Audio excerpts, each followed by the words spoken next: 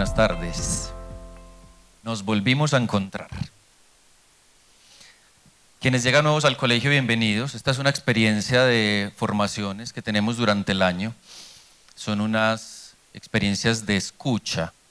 No son unos talleres, tampoco es un encuentro académico. Esto es un espacio para escuchar. Y ya después tenemos otros momentos donde nos reunimos, hacemos ya una profundización en lo que conversamos aquí. Entonces, hoy empezamos con la primera conferencia del año. Tuve la oportunidad de acompañarlos el año pasado con la cultura del encuentro y ahora, de manera muy especial, con esta conferencia que he preparado en 4 momentos. Entonces, este es nuestro espacio para escuchar. Yo lo que intento es generar una sana inquietud, generar algunos pensamientos y reflexiones que vayan generando ecos, resonancias, que finalmente nos ayuden a crecer como familia, como comunidad, y que hagamos de esto una experiencia un poco más asertiva en la formación de los adolescentes. Finalmente, lo que se dirá acá serán, repito, no asuntos académicos muy elaborados, unas grandes elucubraciones, sino el producto de la experiencia de finalmente 10 años compartiendo con la adolescencia en pleno. Así que, bienvenidos a un espacio sencillo, tranquilo. Vamos a estar 1 hora, así que prográmese, póngase cómodo, tome nota. Finalmente vamos a hacer una grabación para profundizar después y que usted pueda volver sobre estos aspectos. Reitero, quiero que generemos sanas inquietudes, pensamientos que hagan eco, resonancia y que nos ayuden a seguir trabajando por estos muchachos. Aquí estamos entonces. Vamos a tener un espacio dividido en 4 momentos. He titulado esta experiencia Límites, Norma y Autoridad. Un acercamiento a las necesidades formativas de los estudiantes. Está distribuida en 4 momentos sencillos. Uno primero es cuáles son esas necesidades formativas de los adolescentes. 2, hay que consolidar la autoridad, y eso cómo se hace. Les voy a proponer unos puntos. 3, vamos a definir muy claro qué es eso de límites y de normas. Y por último, una conclusión sencilla para que nos vayamos para la casa, para recuperar el equilibrio formativo. Finalmente, esa es nuestra conferencia de hoy. Empecemos. Y gracias por su bondad al escuchar de manera muy atenta este espacio. El año pasado, en el encuentro que tuvimos, les mencioné simplemente una pincelada de Ricardo Aricapa en Medellín es así, una serie de crónicas de ciudad. Hoy les cuento esta. Es una de tantas. Quiero que se vean reflejados un poco en estas historias. El ejemplo de la zona rosa de Bogotá era demasiado ostensible como para no intentar algo similar en la capital antioqueña, en Medellín. Berlín, La Cantina, Templo Antonia, Lebón, New Café, Los Monjes, Surzón. Sitios representativos de una larga lista. Algunos basan su aceptación en la excelencia de la música y en la mesa, otros en la originalidad, en la elegancia de su decorado. Otros en todo lo contrario, en su informalidad, su austeridad, compensada con una mayor libertad de expresión corporal. Permiten bailar sobre las mesas y el mostrador. Otros sitios optaron por extender su área de extensión a las aceras, al aire libre, para la satisfacción de un placer, de un viejo arraigo en la idiosincrasia paisa, sentarse a conversar y a ver pasar la gente. Y a exhibirse, desde luego. Ese era el secreto del éxito de los estaderos del Boulevard de la 70.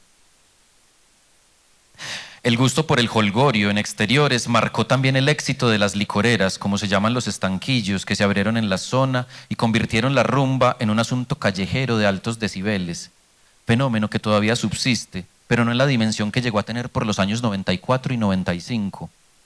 Los jóvenes de El Poblado, que por ser menores de edad no eran admitidos en las discotecas, fueron los usufructuarios iniciales de las licoreras. Allí compraban su trago y se parchaban en los muros y en los andenes con sus grabadoras a full volumen.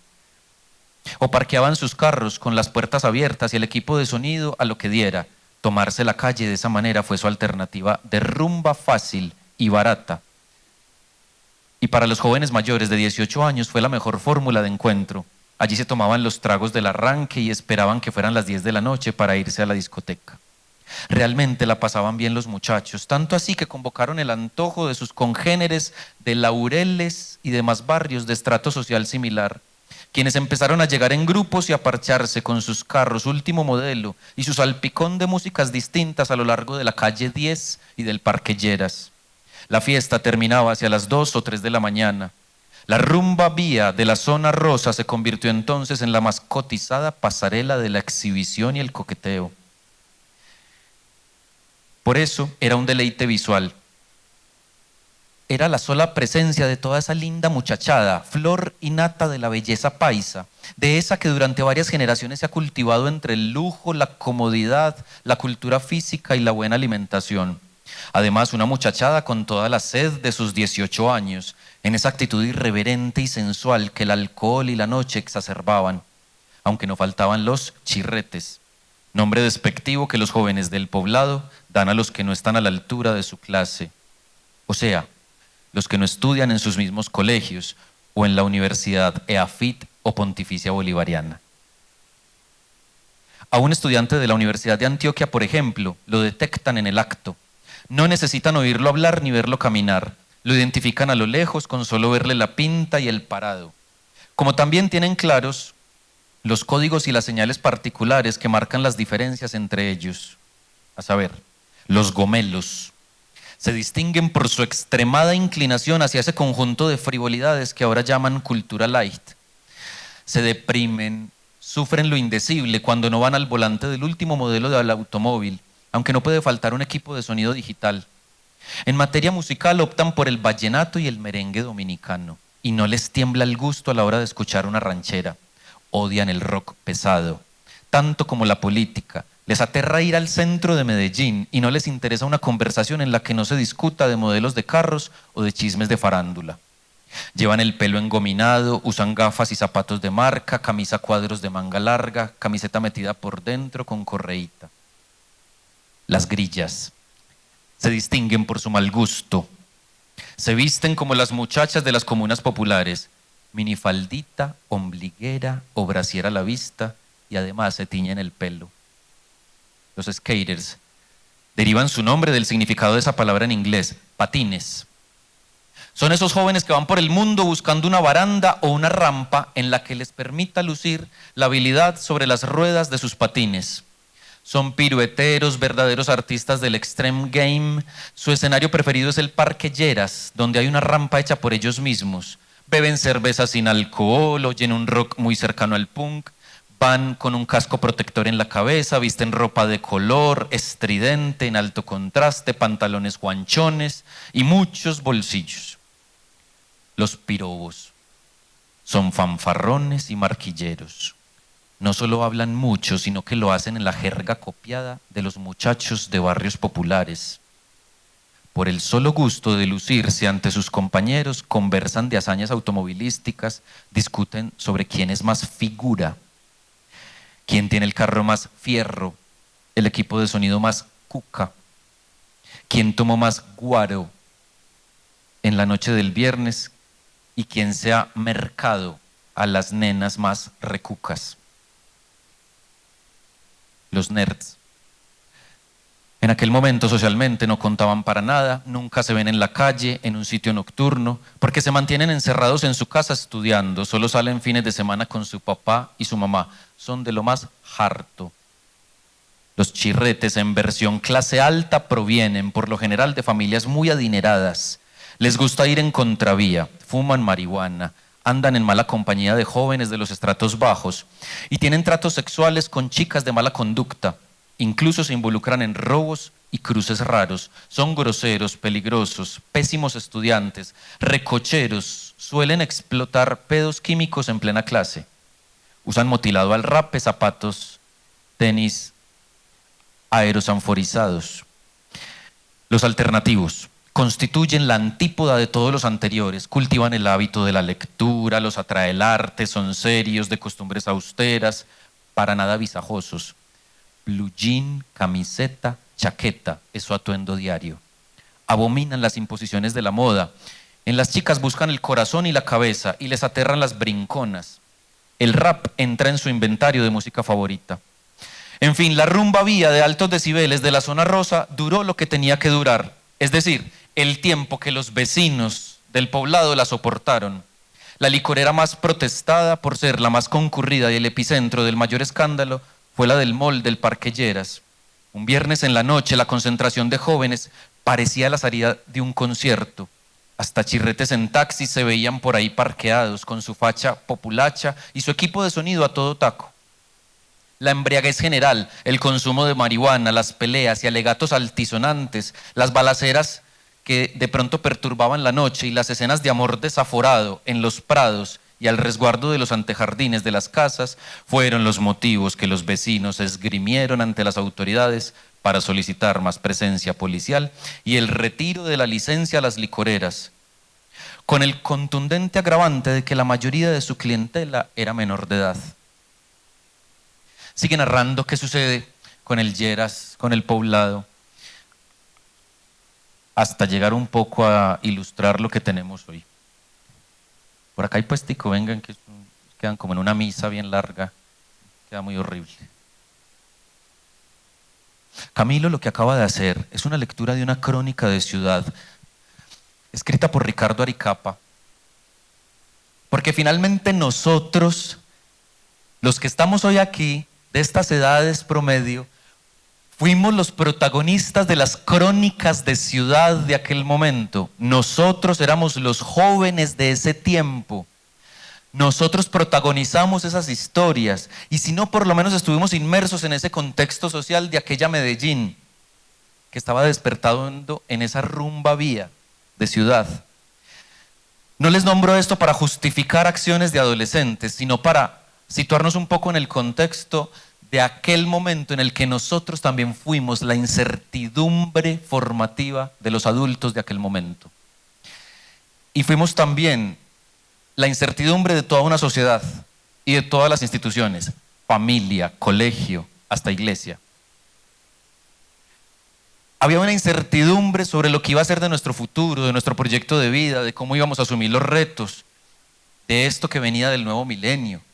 Y finalmente, llenos también de temores, fuimos una generación comprometida con proyectos de vida que hoy sacamos adelante, por los que respondemos inclusive, ahora siendo papás, asistimos a una conferencia de un colegio, después de un caos vehicular que fue Medellín hoy, con un aguacero, y aquí estamos respondiendo por lo que nos toca.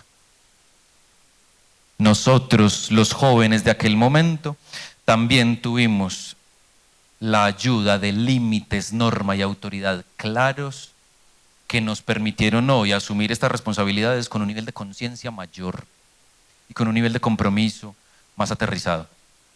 Por eso empiezo narrándoles esto, porque finalmente inmersos en toda esta sociedad del temor formativo, de también el cansancio sobre lo que no funciona, sobre las estrategias rotas, sobre las esperanzas quebradas.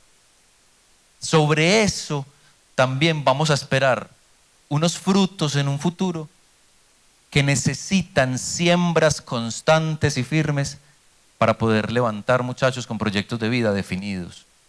Por eso esos jóvenes de esas crónicas también son los de hoy que estamos acompañando como papás o como acudientes. Pero ¿quiénes son nuestros adolescentes? Comprendamos entonces que fuimos producto de una generación, que hoy hay otras, y que finalmente tenemos dos opciones: o nos consume la ansiedad formativa, o nos consume la desesperación formativa, o nos adentramos pues en estrategias y en herramientas asertivas para acompañar con rutas claras, definidas y conscientes la formación de estos adolescentes. Por eso, primer punto, ¿qué necesidad formativa tienen los adolescentes? Empecemos a pensar sin pesimismo, pero sí de una forma realista, ¿quiénes son los adolescentes? Les voy a proponer 8 punticos de una visión no necesariamente muy filosófica, muy antropológica, muy sociológica, muy psicológica, más desde la experiencia cotidiana en un colegio siendo profesor, acompañando a la adolescencia. Primer puntico de los 8. ¿Quiénes son los adolescentes? Tienen un cerebro en modo reprogramación. ¿Qué quiere decir eso? Su cerebro está en reestructuración. En la adolescencia están cambiando todas esas estructuras que recibieron de niños y están adaptando las nuevas y las están instalando, y tal vez con una fuerza de definición profunda, concreta, están en una reprogramación de hábitos, sensaciones, pensamientos, emociones, gustos. Por eso la comida que usted les pone, la que tanto les gustaba al inicio, ya no. Por eso la música que escuchaban antes, ya no. Por eso la ropa que usted les escogía, ya no. Por eso inclusive las salidas que hacían en donde era tan feliz, ya no, ya las rechaza. Por eso los planes familiares tienen que generar cierta conmoción en ese adolescente. Porque está en reprogramación, y si yo entiendo eso en el adolescente, yo entiendo que hay una necesidad. ¿Y cuál es la necesidad ahí? Yo tengo que cuidar qué hábitos está instalando, qué hábitos está reprogramando, qué hábitos está instalando en esta estructura de personalidad. Porque depende de esos hábitos, va a ser el adulto, y entonces ¿qué va a tener? Hábitos saludables, hábitos sanos, hábitos equilibrados. ¿Cómo se está reprogramando? Por eso es tan delicado que un adolescente consuma drogas en este momento. El pecado no es que las consuma, el pecado es que sea en esta edad, porque el adulto tiene capacidad para hacer procesos de rehabilitación mucho más fácil que el adolescente. No sencillo, pero sí tiene rutas de acción mucho más sencillas, porque su cerebro ya de alguna forma se reestructuró, se instaló. El adolescente no. Por eso lo que le trae a su vida se puede instalar definitivamente. Y un proceso de rehabilitación ahí es complejo. Es posible, pero por eso tengo que cuidar mucho esa reprogramación. Por eso sus prioridades cambian. Si yo entiendo eso, entiendo que no hay que pelear con ese asunto. Sencillamente comprendo, pero sí cuido hábitos. Cuido de qué se está alimentando. 2. ¿Quiénes son nuestros adolescentes? Son personas inmaduras. Eso es un hecho, repito, esto no es una descripción despectiva, pesimista, esto es realismo. Son inmaduros, y añadamos, son manipuladores. Son inmaduros porque todos sus sentimientos y el mundo que hacen de un sentimiento, uno como adulto los puede leer de una forma muy sencilla y muy trivial. ¿Me estás haciendo ese show por esto? Claro, porque es que para su condición, su contexto, ese es su mundo, esa es su realidad completa. No necesariamente para mí, que ya soy adulto y que ya viví una serie de experiencias. Son inmaduros, no tienen filtros. Usted los puede encontrar haciendo un live en internet con estas herramientas, hablando mal de cuánto compañero le cae mal, del que le parece feo o fea, y le va a decir todos los defectos ahí en público, en línea. No tienen filtro. Y cuando uno los llama a decir, ¿por qué hiciste eso? Pues finalmente ellos como que están comprendiendo que eso sí es un error. Pero su estructura es inmadura. Asimismo, sus decisiones tienen que ser producto de una inmadurez. Y también sus decisiones, que van acompañadas de esa manipulación, pues también quieren que nosotros entremos en un juego emocional allí. Por eso nos tenemos que cuidar. ¿Qué necesitan los adolescentes acá? Que no caigamos en su juego emocional. Es decir, necesitan adultos que sean adultos, no otro adolescente cayendo en su juego emocional, y necesita un adulto que tenga firmeza y que sea sensato. Ellos hacen pataletas, todavía hacen pataletas. Lo que pasa es que las hacen distintas a nosotros. ¿Cómo hacíamos pataletas nosotros? Poníamos a llorar, nos revolcábamos en el suelo, dañábamos la ropa, tirábamos las cosas. Ellos no tiran cosas, nos echan a llorar en el suelo. Miren las pataletas de ahora de ellos. Hacen silencio. Y no hablan por 2 días, por 3 días. Tan distintas las pataletas. No voy a comer. Y no comen. Yo no entro como adulto en el juego de la inmadurez y de la manipulación emocional a la que quiere que yo llegue. 3. Son amigdalares. ¿Qué quiere decir esto? Saben ustedes que la amígdala está ahí, es una glándula en el cerebro, que en los adolescentes está gigante, mientras que en los adultos está más pequeña. Y como está gigante, quiere decir que ese es el lugar donde se controlan todos los impulsos, las emociones. Y si está gigante, el adolescente es más emocional que racional. Por eso si yo comprendo esa constitución del adolescente, pues entonces yo sé que hay una necesidad muy concreta y es, tengo que ayudarle a tramitar sus emociones, a darle tiempo a que la glándula se le desinflame, se desinflame. Por eso ustedes los ven de buenas a primeras, están haciendo una fila en la tienda y todo aparentemente va normal y en un segundo, solo basta un segundo o menos, y ¡pum!, se encienden. Y entonces sus emociones se encienden. En un segundo en un partido de fútbol, están disfrutando el juego y en un segundo aparece ya una discusión. En un segundo, en un comentario que se hacen en un corredor, inmediatamente sucede algo. ¿Qué necesitan entonces? Ayudarles a tramitar sus emociones. 4. Ellos no miden riesgos, no son conscientes de las consecuencias, no saben de límites, no han tenido la capacidad de anticipación. Nosotros la tenemos y aún así cometemos errores y aún así sabiendo lo que viene, hacemos las cosas y metemos la pata. Ahora un adolescente no tiene la capacidad de anticipación. Los adultos medimos riesgos, el adolescente no. ¿Qué necesitan?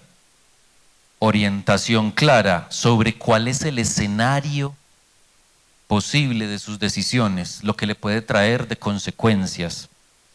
Por eso yo no me quedo en la parte inicial en la que él se queda, que es quiero hacer esto, decido esto, sino que le ayudo a ir más allá, a contemplar el escenario completo. Listo, si usted decide esto, pasa esto. Si usted opta por esto, tiene esta consecuencia y esto le puede traer esto. Ellos se creen muy sagaces, finalmente no lo son. El libro que usted les compra por 120 000 pesos para venir a estudiar en diciembre, allá en noviembre, aquí en Unicentro lo están vendiendo a 5 000 pesos. Un libro de 120 000 pesos a 5 000 pesos y ellos creen que es el negociazo. Creen muy sagaces. No, en el fondo no. No miden consecuencias. Por eso, como ahorita les decía, en el live que hacen hablando de otros, no miden la consecuencia de la ofensa que están causando o de lo que está quedando grabado en redes sociales, lo que queda por ahí de su intimidad, de su cuerpo y lo que están compartiendo de sí mismos y hasta de su familia. No miden consecuencias. Yo como adulto, ¿qué tengo que hacer? Plantearles el escenario completo de la realidad de sus decisiones. 5. No tienen autonomía. Los profes acabamos de salir de comisión de evaluación, de final de periodo, y yo sigo escuchando hasta el día de hoy, desde que era estudiante, es que estos jóvenes no tienen autonomía, no son autónomos. Por favor, no esperen autonomía de ningún adolescente. Un adolescente lo que hace es cosas por compensación, y eso es diferente a la convicción. Una cosa es hacer cosas por compensar. ¿Cómo es que compensar? Si yo hago esto, yo sé que no me regañan por esto. Si yo hago esto, logro la salida de tal día. Si yo hago esto, obtengo tal beneficio. Eso es compensar, pero ahí no hay convicción. Uno logra en el tiempo tener una formación en autonomía a partir de lo que hoy como adolescente me controlaron, pero en el tiempo uno lo logra. Eso no es de buenas a primeras. Tan así es el reto de la autonomía que aún siendo adultos nos tienen que regular las decisiones para que sean autónomas. ¿No ven que estas charlas son obligatorias?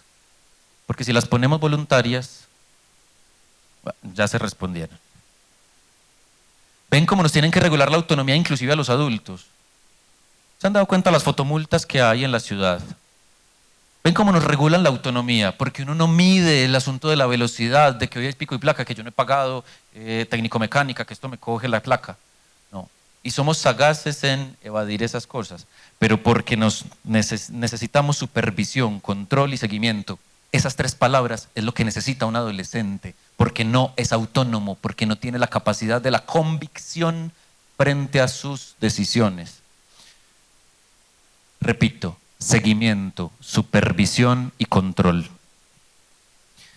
Y puede ser un amor en la casa y puede hacer las cosas muy bien y lava muy bien los platos y tiende su cama, pero eso lo hace por compensación. En la vida uno como adulto entiende que finalmente o se las arregla por uno mismo, o se las arregla porque la vida es dura y porque finalmente hay que comer, hay que pagar deudas, hay que sobrevivir. Por eso uno pasa de la compensación a la convicción. Pero un adolescente no, porque sabe que finalmente todo eso lo tiene resuelto ¿en quiénes? En los papás o en el acudiente que tenga. Es tan fuerte ese detalle de la autonomía en el ser humano que todavía a mí me sigue llamando poderosamente la atención cuando aquí en las conferencias alguien se inscribe, chulea la asistencia y a los 10 minutos se va. Y no está en la hora que prometimos que íbamos a estar. Ven, pero es un asunto social y humano. ¿Cuánto no vamos a esperar entonces en un adolescente para formar este asunto? 6. Su motor de búsqueda de las respuestas a la vida, a la existencia, no está en los adultos, no está en la voz de la experiencia, está en Internet. El motor de búsqueda de un adolescente es TikTok. Miren solo este detallito. Nosotros, ¿cómo buscamos referencias de lugares para comer, de hoteles, de viajes, de una salidita, de un producto?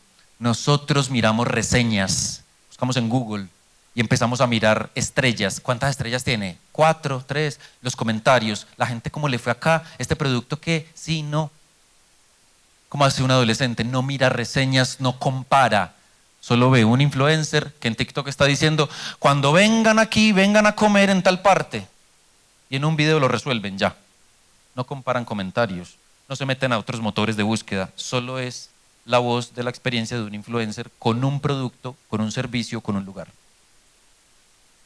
Pero eso nos lleva a un asunto complejo. ¿Qué necesitan? El problema no es frenar este asunto, el problema es cómo ayudarles a gestionar toda esa cantidad de información.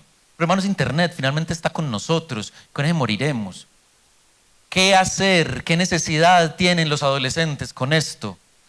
Con su motor de búsqueda que está en la web. ¿Qué necesitan? Que les ayudemos a gestionar toda esa información. ¿Y eso qué significa? En palabras más sencillas, que les ayudemos a clasificar qué contenido es basura, qué contenido es cultura, qué contenido vale la pena, qué contenido me edifica. Cuando digo contenido basura, esa expresión me la han escuchado ellos. Contenido basura es que yo les enseñe a clasificar lo que no sirve para nada. Por ejemplo, todo el material que sea de burlas ridículas, todo el material que sea de maltrato animal, ¿para qué le vamos a dar visualización a ese contenido? Eso es basura. El contenido que encontremos en redes donde se malgaste la comida. Qué ridiculez, qué contenido tan basura en un mundo que aguanta hambre. Contenido basura es donde hay maltrato a personas.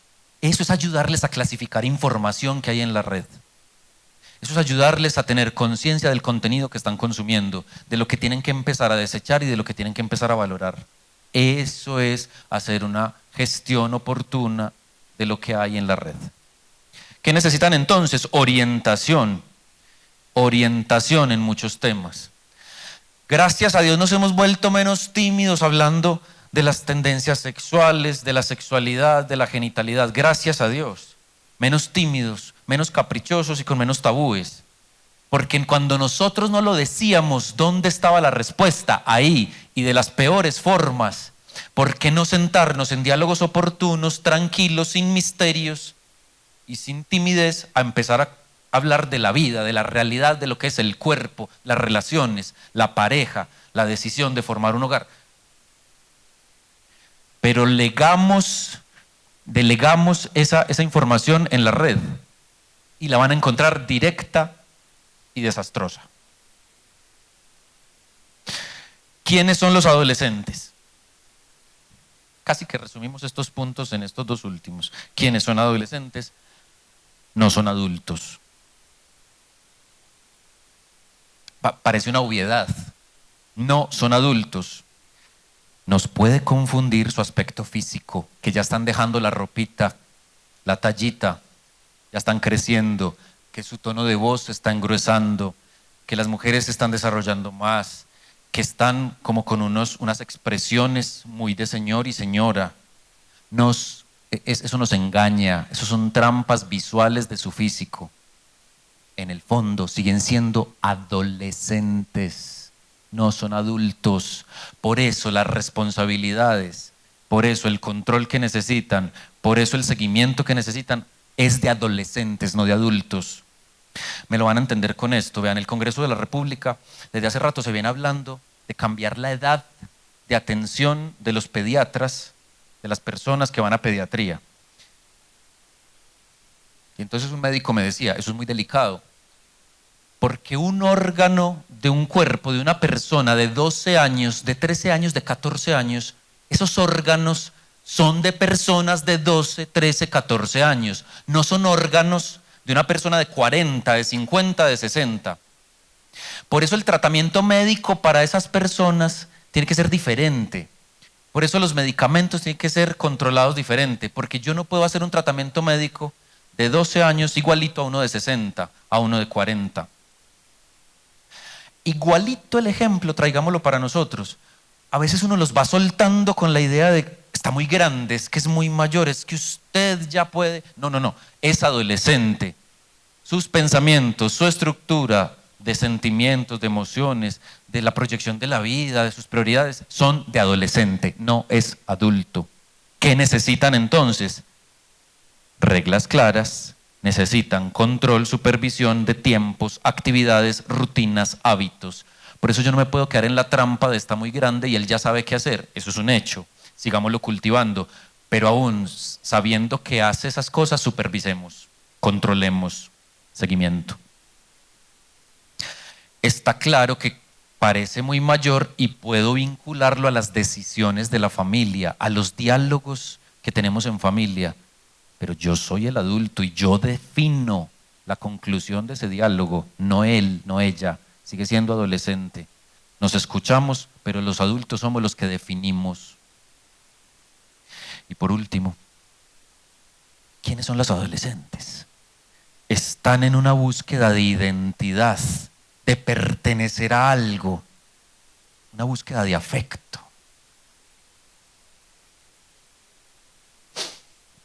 Están en un periodo de definición en todo, no solo en tendencia sexual, en todo.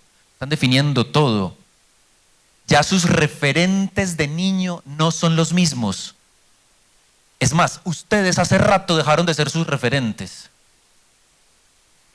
Ellos están elaborando un duelo afectivo, porque cuando estaban en preescolar y primaria los papás asistían a todo, grababan todo, le tomaban foto a todo, la compartían en todo lado, no se perdían nada que el colegio hacía, que la guardería hacía. Les hacían bulla por todo, fiesta. Y están en el duelo afectivo porque llegan al bachillerato y aquí el problema es pónganse de acuerdo. ¿Ve quién va a ir a la entrega de notas? ¿Vos o yo? Va a llegarle a su mamá. Eso tiene que generar un duelo afectivo grande. Quieren pertenecer a un grupo, necesitan aprobación. Estábamos en la jornada de juegos de interclases la semana pasada, revisando los morrales. Los muchachos tenían ese morral repleto de mecato. Ellos necesitaban pertenecer a un grupo para hacer su comidita mientras los otros bailaban allá. Y las niñas, ¿qué tenían en el morral? Repleto de maquillaje. Ni un solo dulce, repleto de maquillaje, impresionante, pero pues Victoria's Secret, pues aquí puede montar una tienda y le va muy bien. Pero cartuchera tras cartuchera tras cartuchera de maquillaje. Claro, necesita aprobación, necesita pertenecer. Claro, es que necesita aceptación. Están buscando desesperadamente afecto. Y nosotros los profes sí que sabemos que es eso en un adolescente. Nosotros sí que nos volvemos sensibles a esos signos. Uno entiende cuando a un estudiante se le vuelve el colegio un entorno seguro porque está huyendo de alguna tragedia en la casa, pero no necesariamente las tragedias es que ocurran cosas malas, desastrosas. Tal vez para muchos de ellos el colegio se vuelve su único entorno seguro porque están huyendo de un hogar donde hay una profunda soledad. ¿Quiénes son los adolescentes entonces? Buscan identidad, quién soy. Por eso, ante eso, ¿cuál sería la necesidad formativa? Orientemos en vez de generar represión, orientemos de la mejor forma. Seamos abiertos en el diálogo y en las comprensiones de lo que están sintiendo. ¿Y qué necesitan? Comprensión también de sus etapas. Miren, llegamos de Semana Santa, lunes de Pascua, y una niña de noveno se me acercaba y me decía: Camilo, me fue súper bien en Semana Santa, estuve apoyando todo lo de pastoral juvenil. Ya, ay, interesante, vea, raro, qué chévere. Y entonces, ¿cómo te fue? Entonces yo, a ver, cuénteme, a ver, ¿qué es lo que hizo? No, pues me dediqué toda esa semana a alimentar el ojo.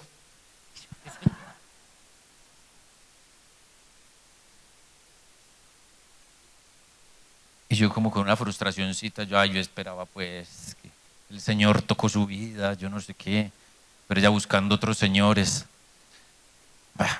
Camilo tuvo que volver a comprender esto que le está diciendo a ellos los papás. Ah, claro, es un adolescente, está buscando pertenecer, está buscando afectos. Claro, en su comprensión de la vida, finalmente la fe le llega como un efecto secundario, pero en ese momento era un compartir. De hecho, no es gratuito que en las parroquias se nos llenen en Semana Santa de una cantidad de jóvenes y brotan de la tierra, de los telones.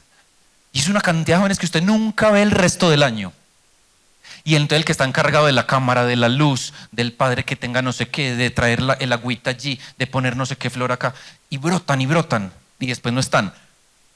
Pero haciendo una reflexión con alguien esta semana, y qué bien que broten esa semana, porque tal vez, miren, la fe los está salvando de un vicio, los está salvando de qué clase de hábitos, qué clase de compañías.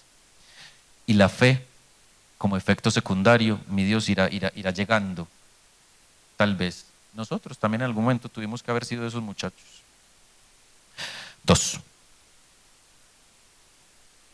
Ante toda esa descripción, ¿qué necesitan estos muchachos? Resumámoslo en esto: consolidar la autoridad. Y aquí solo hay 3 puntos. Consolidemos la autoridad. ¿Y eso cómo se logra? Primero, recuperando la identidad de lo que yo soy, la identidad del rol que yo tengo. ¿Eso qué quiere decir?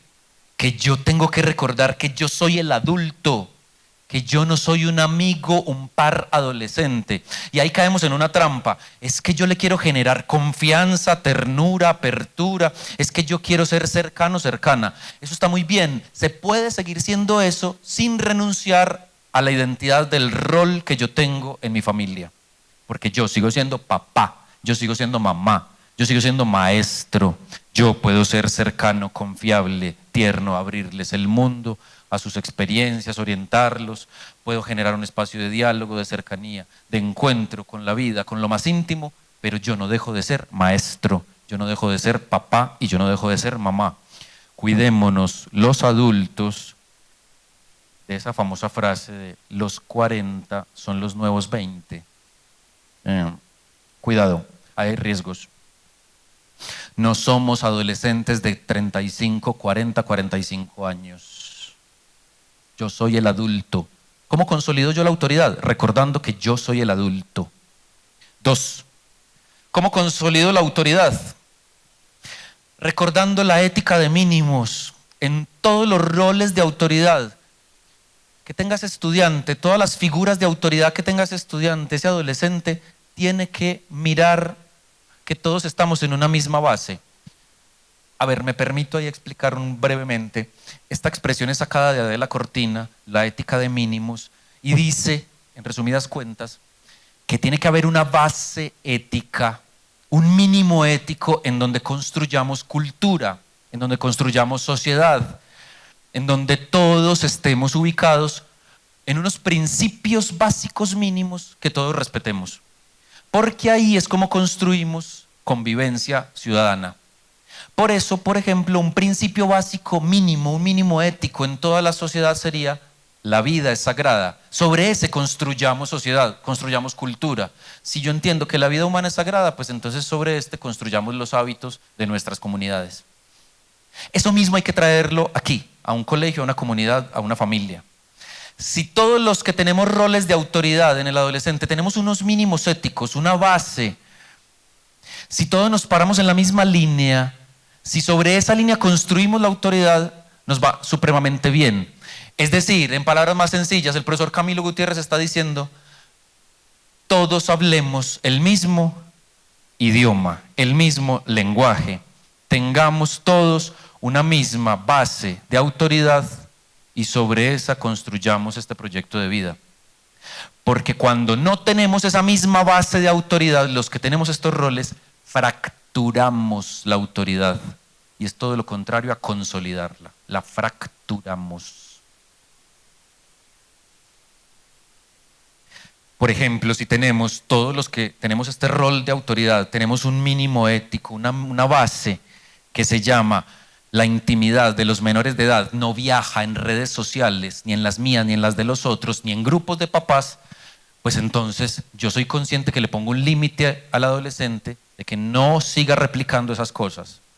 Y yo soy el primero en que no la replico, porque tengo la conciencia de que todos, papá, mamá, acudiente, maestro, tienen claro que la intimidad de un menor de edad no viaja en redes sociales y que esa intimidad le pertenece a esa persona y a su acudiente, y que no tiene que viajar en grupos de WhatsApp de papás y que tampoco tiene que llegar a medios de comunicación, porque es que detrás de esa vida hay todo un contexto personal y familiar que yo tengo que cuidar también. Eso es un mínimo ético, eso es pararnos sobre una misma base. Si todos estamos sobre esa base, la autoridad no la fracturamos, no tenemos fugas de autoridad. Les planteo estos escenarios donde fracturamos esa autoridad. Por ejemplo, cuando alguno de los dos, pongámosle rostro a esto, cuando la mamá le dice al adolescente, ante un permiso, ante una solicitud: pregúntele a su papá a ver qué dice. Está bien que haya unas jerarquías en la casa, está claro, no es un problema. El problema es que yo haga remisión de la autoridad. Es más fácil cual derecho de petición. Recibí su solicitud y a los 15 días le contesto. Aunque ellos piden pues el permiso el mismo día. Pero ¿qué podemos hacer más asertiva esa frase? En vez de pregúntele a su papá a ver qué dice, más asertiva la frase, ¿cuál sería? Espere, lo dialogo con su papá y le damos una respuesta. O dígale también a su papá, infórmele, y después yo hablo con él y tiene una respuesta. Es más asertivo. Porque entonces empieza a jugar con dos roles de autoridad diferentes y dos lenguajes diferentes. Cuando hacemos remisiones de autoridad, fracturamos la unidad en el criterio. Otro modelo. Este es cuando uno remite, y otro modelo sería cuando tenemos todos respuestas diferentes. La mamá dice que sí, papá dice que no, la abuela, abuelo siempre van a decir que sí, y el colegio va a decir que no. ¿Para dónde coge ese adolescente? Tiene consolidada una figura de autoridad, tiene un mínimo, tiene una base, identifica que nos hablamos. No, eso genera fugas de autoridad. Genera inclusive algo más delicado, crisis completa de autoridad, en donde se siente como en un videojuego, a ver por dónde disparo y cuál es el eslabón más débil, porque por ahí me meto y por ahí sé cómo manipular. Este es el momento en el que usted está pensando: esta charla debió haberla escuchado aquel. Esta charla era para aquella, pero claro, como no viene, pero claro, como es caprichosa. Qué bueno que esto lo hubiera escuchado no sé quién. ¿Y por qué decimos eso? ¿Por qué lo pensamos? Porque tenemos fracturas en el mínimo ético de principios de autoridad. Otro escenario es el de los padres separados que no se hablan para nada, y el adolescente está en la mitad siendo un mensajero de dos señores de 35, 40, 45 años. Se lo repito, es que miren esta escena. Un adolescente de 12, 13, 14 años siendo un mensajero de señores de 35, 40, 45 años. Y delegamos en ellos el mensaje. Y aparte va con pullitas, venenitos. Es que dígale a su mamá porque claro, como ella no sé, es que dígale a su papá porque no sé qué y no sé qué y no sé qué. Y empezamos como a tratar de sanar una herida de la peor forma. Y recargamos en ese adolescente un montón de cicatrices y de heridas que finalmente tiene que sanar es el adulto y no el muchachito, sosteniendo un edificio emocional y afectivo fracturadísimo de dos que no tienen la capacidad de dialogar lo básico sobre su hijo, que es un proyecto común. No tienen que hablar de afectos, no tienen que reconstruir la relación, pero sí un básico de comunicación sobre cómo nos ponemos de acuerdo para formar este ser y qué principios no vamos a negociar, cuáles son nuestros mínimos éticos sobre los que vamos a construir este proyecto de vida. ¿Qué acabo de decir entonces en palabras simples? ¿Cómo consolidamos la autoridad? Recordando nuestro rol, yo soy el adulto, teniendo una base entre todos los que tenemos autoridad y finalmente cuidando lo que somos. ¿Cómo se consolida la autoridad? Cuidando lo que se es y lo que se representa. ¿Esto qué quiere decir? Hay que cuidar todos los lenguajes, no solo el verbal. Claro, ellos son muy atentos a lo que uno dice y cómo lo dice, cómo se refiere a ciertas personas. Uno cómo se refiere al colegio, uno cómo se refiere sobre sus profesores, cómo se refiere sobre las noticias del mundo real. Usted quiere conocer a alguien, ya sabe que hay dos formas. Cómo se desempeña en un juego y cómo conduce en la calle. Porque ahí se juega cómo gestionan sus emociones, sus decisiones, qué rol desempeña. Un rol a la defensiva o a la ofensiva, o el que siempre está como tratando de meterse por donde quepa y maltratando y ofendiendo y renegando de la vida y de la existencia. O quien se dé el paso, o quien sabe respetar las normas, o quien sabe comportarse. Cuidar los lenguajes, no solo el verbal, también el no verbal. Por eso los profes sabemos que cuando hacemos actos cívicos o eucaristías en el patio central tenemos que cuidar nuestra postura, porque eso dice mucho. Porque según también mi lenguaje no verbal, ellos van leyendo si eso vale la pena escucharlo o no. Entonces mi postura tendrá que decir. El lenguaje también del silencio. Cuando yo apruebo silenciosamente comentarios ofensivos hacia otros, también lo están leyendo ellos y ahí fracturo también la autoridad. ¿Qué quiere decir? Que cuando yo lanzo o alguien lanza un comentario de connotación homofóbica, racista, xenofóbica, este asunto de la aporofobia, si yo me quedo en silencio, yo estoy validando eso, yo le estoy diciendo eso está bien. Si yo no lanzo el grito de eso no se hace, eso no se dice, a la gente se respeta. Si yo guardo silencio ante eso, yo estoy validando silenciosamente que eso es correcto. Por eso tengo que cuidar también mi lenguaje no verbal. No normalizar entonces este tipo de tratos. Cuido lo que yo soy, lo que yo represento. Cuido mis gestos. Son la lectura más poderosa que ellos puedan hacer. Por eso finalmente la autoridad se define en el respeto con el que yo los trate a ellos, pero también a los otros, en la sabiduría que ellos puedan leer en mí y en la coherencia de vida. Ellos leen cómo habitamos cada espacio, cómo son nuestros hábitos en la casa, cómo es nuestra higiene. Ellos leen cómo nos relacionamos con quien no tiene tantas posibilidades como nosotros. Ellos leen cómo nos relacionamos entre los parientes, qué hablamos, qué decimos. De San Francisco de Asís hay una anécdota muy comentada desde hace mucho rato, que cuando se fueron a hacer misión San Francisco con sus frailes, llegaron a un pueblito y él les dijo: evangelicen y solo si es necesario usen las palabras. Evangelicen y solo si es necesario usen las palabras. Porque solo su presencia dice mucho ya. Solo su presencia ya es un testimonio. Y vamos cerrando entonces. Hay que definir límites y normas. Lo que voy a hacer de manera sencilla, rápida, son 12 recomendaciones para que nos vaya muy bien consolidando la autoridad y poniendo límites y normas muy claras. Primera, hay que reducirles las opciones. ¿Qué quiere decir eso? No abran el abanico de posibilidades. Escúchenme esto, que para ellos no todo sea tan rápido ni tan fácil. Que para ellos no todo sea tan rápido ni tan fácil. No abrir el abanico de posibilidades es también decirles que en la vida hay sacrificios, que en la vida hay esfuerzos.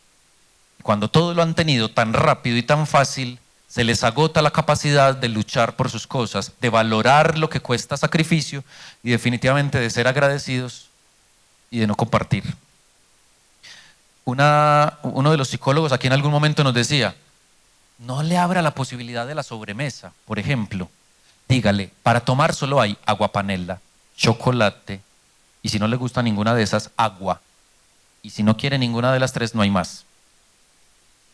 Eso es la posibilidad de reducirle el abanico de posibilidades de que todo lo puede tener y que todo lo merece. Aunque tengamos la posibilidad de tener más opciones, redúzcanselas. Porque ahí se juega también un asunto que se llama capacidad para afrontar la frustración. Y si lo que estamos formando es un proyecto de vida equilibrado, pues necesitamos que ellos tengan estímulos más pequeños y más simples. Por favor, reduzcan la capacidad de esos regalos al final del año, cuando ganan un periodo, cuando superan una nota. Estimúlenlos, pero con cosas sencillas. Hay que recuperar el estímulo simple de una copita de helado. No hay que dar muchas cosas. Una copita de helado en crepes, una copa merengue glacé, con un chocolate encima. Claro que ya está cara. Bueno, hay que reducirlo más. 2. Regular el impulso natural a la gratificación inmediata. Aunque se puedan dar muchas cosas, que se esfuercen. Aunque se puedan dar muchos gustos, que se los ganen. Aunque se puedan tener comodidades, que aprendan a ser agradecidos y a compartir. No todo tienen que vivirlo ya y no todo tienen que vivirlo completamente. No. Mi primo Andrés quería llevarse a la niña recién nacida que a conocer el mar de San Andrés, que porque qué dicha que ella vea la experiencia del mar de San Andrés. Una niña de 8 meses que va a identificar que ese es el mar de San Andrés, no sabe ni siquiera que eso es, que es San Andrés. Pero qué bueno el niño de 5 años que ya tiene la ilusión de haber visto fotos, videos, el mar, el mar, el mar, ¿qué es eso del mar? Y cuando llegue se ilusiona con esa inmensidad y su recuerdo va a quedar. Qué bien vivir todo en su momento y no la gratificación inmediata. Todo lo tienen que vivir ya. Y eso nos genera también estudiantes, adolescentes muy endebles para asumir los retos de la vida, que finalmente la vida es dura. Esa es la vida real. ¿Por qué les aligeramos la vida? 3. Hay que contextualizarles qué sentido tienen las normas. Es decir, pasar de es que yo soy su papá y esto se hace así porque yo soy su papá y punto. Eso está claro, está bien. Pero ¿qué tal si le ponemos una segunda parte? Contextualizar el por qué se le dice que no. Es que porque aquí somos como tan insistentes en el asunto de la responsabilidad, de la puntualidad para que lleguen a la jornada en el colegio. Porque no simplemente hay una intención financiera. Problema también justificar las normas desde lo financiero. Es decir, porque el día de mañana te van a echar de un trabajo si no llegas temprano. Eso es real, pero démosle un poco más de fondo. Es porque es que el respeto por el tiempo del otro, porque eso es sagrado, porque el otro planeó algo, porque usted lo va a escuchar desde el inicio. porque usted de pronto llega impuntual y se perdió todo lo que dijeron al inicio y después le va a generar mucha ansiedad y se va a descuadrar y usted va a estar ansioso haciendo las cosas. Eso es generar comprensión de las normas y de las decisiones. Es más asertivo dar contextos y sentidos que simplemente imponer las normas por el simple rol de autoridad. 4. Hay que utilizar un tono formativo. Por favor, un lenguaje muy firme, muy respetuoso y muy consistente. Eso es un tono formativo. Pueden levantar la voz. Hay que hacerlo. Hay momentos donde la voz se levanta, pero en tonos proporcionales. Y lo que se dice que sea respetuoso, firme pero respetuoso. Nunca lleguemos al límite de la grosería, de la ofensa, del sacar toda la historia pasada y de abrir heridas. Eso no sirve para nada. Eso lo que genera es más fractura de los vínculos afectivos. Tengamos un lenguaje muy firme, muy respetuoso, pero consistente. ¿Qué es eso?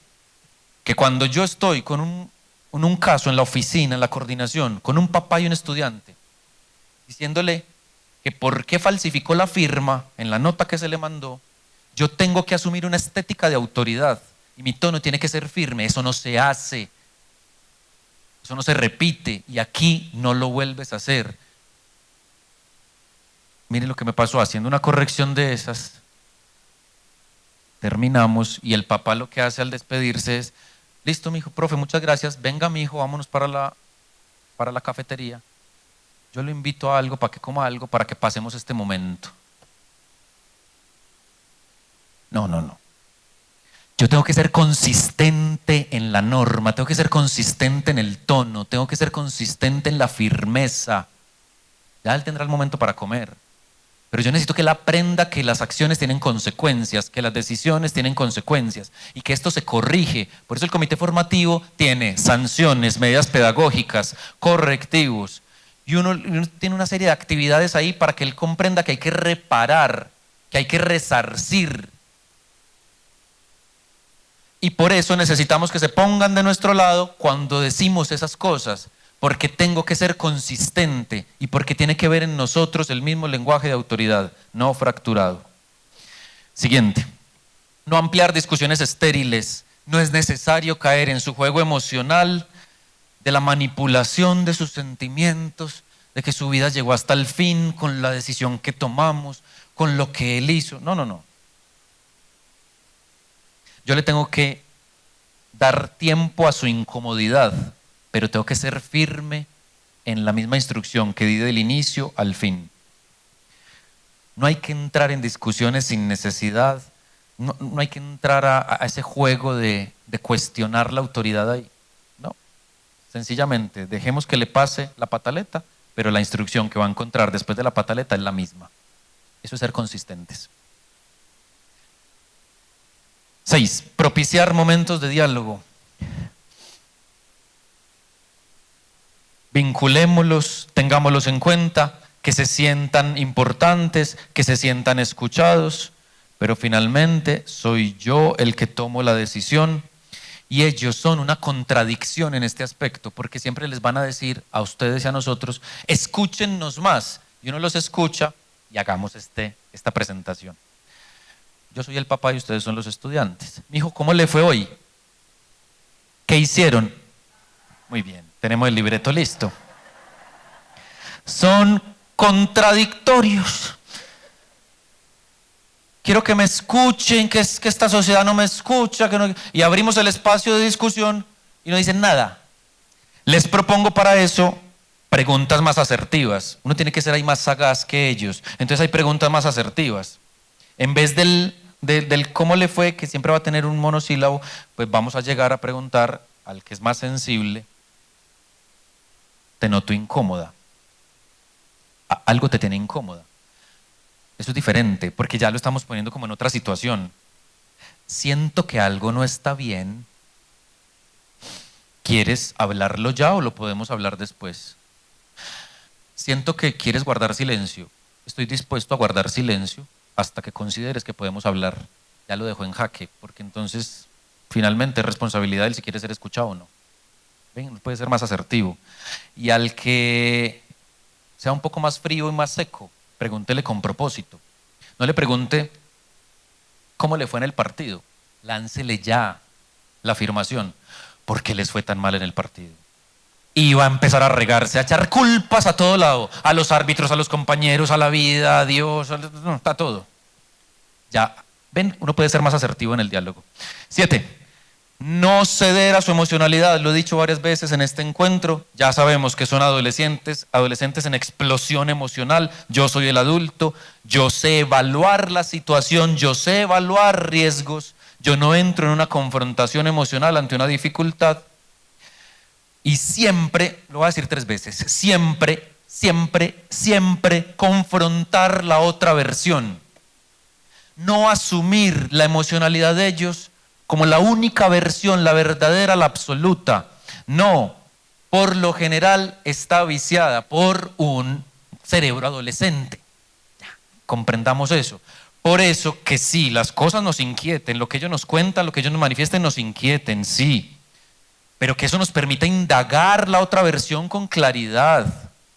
Que nos permita indagar la otra parte de la versión con apertura a la verdad. Y si en esa verdad encontramos que ellos también tuvieron parte, pues entonces les ayudamos de la mejor forma a corregir y a tomar una mejor actitud. Pero también entramos a veces en ese juego emocional de que lo que ellos nos cuentan, nos narran, o el videíto que nos llega, o la foto que nos llega, es el absoluto.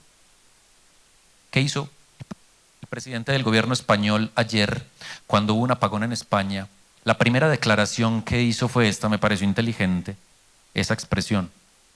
Lo primero que hace no es dar explicaciones, lo primero que hace es decir esto. Por favor, esperen la confirmación oficial por los medios oficiales de la razón del apagón. No se dejen llenar de especulaciones. Así lo dijo. Porque entonces empiezan que la conspiración por allí, que los extraterrestres por allí, que es que España está no sé qué, que es que hasta el Papa Francisco desde por allá dijo que había que... Entonces nos empezamos a llenar de unas emocionalidades todas extrañas que no nos permiten llegar a la verdad. Siempre, siempre, siempre confrontar la otra versión. Cuidado con los afanes y la desesperación de un adulto en situación de adolescencia emocional. 8. Recuperar el aspecto simbólico de la corrección. Es que por eso aquí tenemos una cosa que se llama diario histórico, en otros colegios se llama observador, en otros anecdotario. Y eso es simbólico, ellos tienen que ver un libro donde quede escrito qué fue lo que hicieron y que hicieron mal. Ellos tienen que entender que hay correcciones, tienen que entender que esto tiene consecuencias. Es que simbólicamente esto les tiene que afectar y qué bien. Porque lo que queremos es decirles eso, que en la vida hay errores que uno tiene que asumir y finalmente, gracias al bendito error que cometimos de adolescentes y que seguimos cometiendo de adultos, la vida nos enseña y nos enseña de las mejores formas, más dolorosas sí, con estrellones, malucos sí, pero finalmente es donde más aprende el ser humano. Hay que recuperar el sentido de las normas protegen y el no tener formas es otra forma de maltrato. Las normas protegen y forman y el no tener normas es otra forma de maltrato. Hay que cuidar la estructura ética que estamos formando en el adolescente. Por eso en el colegio de la UPB no funciona la metodología huevos de gallinas felices. Huevos de gallinas felices, eso no funciona acá. Eso funciona en colegios muy pequeñitos, de 12 muchachos por grupo. Aquí tenemos 12, pero grupos por grado. Y cada uno de 27, 30 muchachos. Tenemos 1.400 estudiantes en el bachillerato. Dejémoslos pues que tengan sus huevitos felices. No funciona. Si aún así con control suceden cosas que es lo normal porque es un colegio, porque hay adolescentes, ¿se imaginan si no? No, aquí esa metodología no funciona. En Semana Santa visité la Fundación Arquidiocesana, es de la Arquidiócesis de Medellín, la Fundación Monseñor Valerio Jiménez. Se dedica a recibir migrantes en situación de calle, personas en situación de calle, les da alimento, les da por una serie de etapas vivienda ahí en ese lugar. Es una obra muy linda, queda en Villanueva, al frente de Villanueva, en el centro de Medellín. Y la persona que nos recibía nos decía, yo como controlo aquí 90 personas en situaciones de calle, con normas. Y ellos saben que si no las cumplen, no siguen a la siguiente etapa. Y saben que en la calle tienen normas y tal vez más duras que las de acá, y por eso aquí sí las cumplen. Hasta la calle tiene normas. Así que resignifiquemos el asunto de la norma, del límite y de la autoridad. Cuando en alguna corrección con un papá y un niño que le dijo mentiras al colegio, finalmente el papá nos frenó y dijo: profesor, no estoy de acuerdo, porque usted de joven, usted cuando era niño no dijo alguna mentirita. Efectivamente, se los aseguro, todos los que estamos aquí sentados, los que no vinieron, los que ya fueron, en algún momento de la vida hemos dicho una mentirita, se los aseguro. Pero en ese momento de niños tuvimos la corrección de: eso no se dice, eso no se hace, no lo vuelva a hacer. Por eso hay que cuidar la estructura ética que estamos formando en el adolescente. Y en una cultura paisa y colombiana tan tramposa, tan conveniente, familias y colegios tienen que ser custodios de la recta intención, tienen que ser custodios de la transparencia. Por eso no lo permitimos. 9. Conocer y regular referentes. Es decir, hay que conocer qué pensamientos, sentimientos, actos están influyendo en el adolescente. Hay que conocer al hijo. El año pasado se los decía, por lo menos empecemos por conocer a qué grado pertenece, que eso agilizaría mucho la asistencia. Pero ¿qué influencer está siguiendo? ¿A quién está escuchando? ¿Qué tipo de contenido está consumiendo? ¿Cómo escribe en esos chats? ¿Qué imágenes está publicando y las que no le permite ver a usted? Porque tiene otra estrategia, es Close Friends, que solo se la muestra a algunos. No digo seamos una fiscalía, digo tengamos conocimiento y hagamos seguimiento.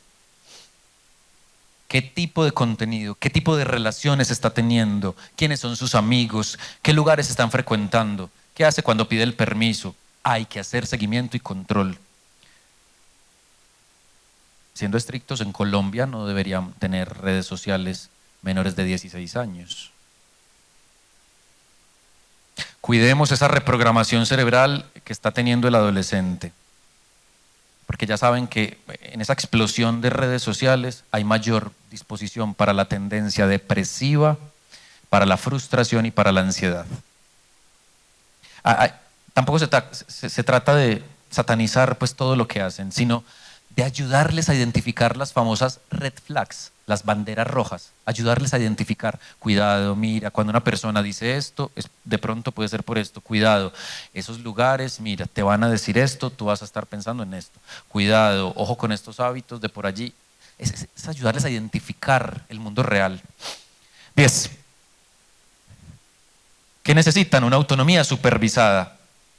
Ustedes sí me entienden este ejemplo de la cometa. Ellos no, porque ellos no vuelan cometa, para ellos no existe. A nosotros sí. La cometa se entiende así: ni mucho soltar esa pita que la cometa se huele, ni tampoco tenerla amarrada que no huele. Equilibrio. Hagamos con ellos cumplimiento de metas sencillas. Estamos creando hábitos. Hay que hacerle seguimiento a esos hábitos, autonomía supervisada.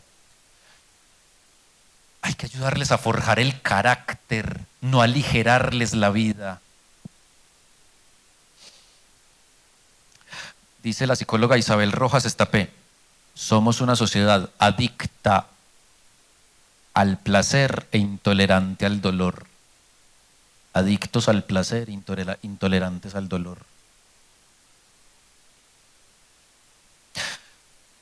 Cuando les aligeramos la vida, no los preparamos para la vida. Sencillo. Cuando aligeramos la vida, no los preparamos para lo que es la vida. Porque la vida, ustedes y yo lo sabemos, la vida es dura, la vida es compleja, la vida es exigente, la vida es dramática y la vida no tiene filtros. Entonces yo tengo que ayudarle a configurar el carácter para que vaya forjando propósitos, para que desarrolle competencias. Y 12. Hay que enseñarles a respetar límites en las relaciones humanas. ¿Cómo cuidamos normas, límites y autoridad? Enseñándoles que hay que respetar las relaciones humanas, no promover la sociedad del espectáculo, la sociedad del morbo. Cuénteme más, a ver, ¿y qué pasó con el estudiante? A ver, mándeme la foto, venga a ver. Cuidémonos de eso, ellos tienen que ver en nosotros adultos centrados, ubicados, conscientes y que toman mejores decisiones. Hay que finalmente recuperar el equilibrio formativo. Con esto termino. Ya me conocen en el estilo. Saben que hay una riqueza en la mitología griega. Voy a bajar, a ser un poco más cercano en esta conclusión. Hoy les quiero presentar el mito de Helios y Faetón, y esa es la conclusión, y con esto nos vamos. El año pasado presentamos el mito de Ícaro, en una figura del que vuela y tiene que volar en equilibrio. Hoy se los presento, pero con otros nombres. Helios y Faetón, y a ellos se los nombré hace unas 3 semanas. Ellos lo conocen. Si miran sus cuadernos de comunicaciones, ahí van a encontrar alguna conclusión, pero hoy se las regalo. Helios era el dios del sol, y Helios salía en su carro tirado por 4 caballos, de oriente a occidente. Y lo que hacía Helios era transportar el carro del sol. Por eso los griegos entendieron que en el oriente salía el sol y se ocultaba en occidente. Y que el día tenía ese ritmo. Nacía el sol, llegaba a un culmen y después llegaba el ocaso. Helios tenía un hijo, Faetón, un hijo no reconocido. Pero Faetón quiere ser reconocido por su padre Helios. Así que le pide coger el carro. Présteme el carro, yo quiero llevar ese carro por el cielo. Helios tiene cierta prevención, sabe que manejar esos caballos no es tan fácil. Sin embargo, accede al capricho de Faetón y le presta el carro.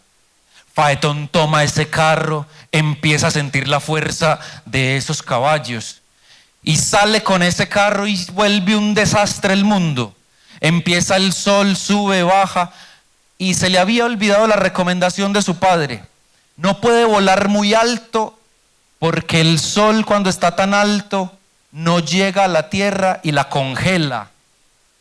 Y si vuela muy bajo, el sol es tan fuerte que quema la tierra, la vuelve árida, un desierto. Faetón empieza con ese carro para arriba, para abajo. Eso es un desastre. La tierra empieza entre el sol, el día, la noche, la oscuridad, la tiniebla, el desierto. Empieza a ser un desastre en el clima. Zeus, que ve eso, se conmueve y dice: paremos esta situación, manda un rayo y mata a Faetón. Hasta ahí el mito. Nos cedamos a los caprichos de nuestros faetones. No hay que ceder al capricho de Faetón. Todo tiene su tiempo. Ellos tendrán un tiempo para coger el carro, manejar esos caballos y lanzarse a la experiencia de volarlo. 2. El vuelo, vuelve y juega, se hace en equilibrio. Hay que recuperar un equilibrio formativo, ni muy alto ni muy bajo. Cuídense de extremos. Un extremo siendo extremadamente rigurosos, inflexibles, intransigentes, pero también el extremo de la laxitud. Todo es permitido, todo es posible, todo se dialoga y aquí no hay principios, aquí no hay norma. En equilibrio, el vuelo tiene que ser en equilibrio. Con Faetón también entendemos que hay unos de los nuestros que ni siquiera quieren coger el carrito, sino que se han adormecido, se han dejado morir lentamente. Hay adolescentes que no les llama la atención emprender el vuelo. Y eso nos duele como profes. Hay unos que ni siquiera les llama la atención elevar la mirada y empezar ese vuelo de oriente a occidente. No tienen fuerzas, se han adormecido.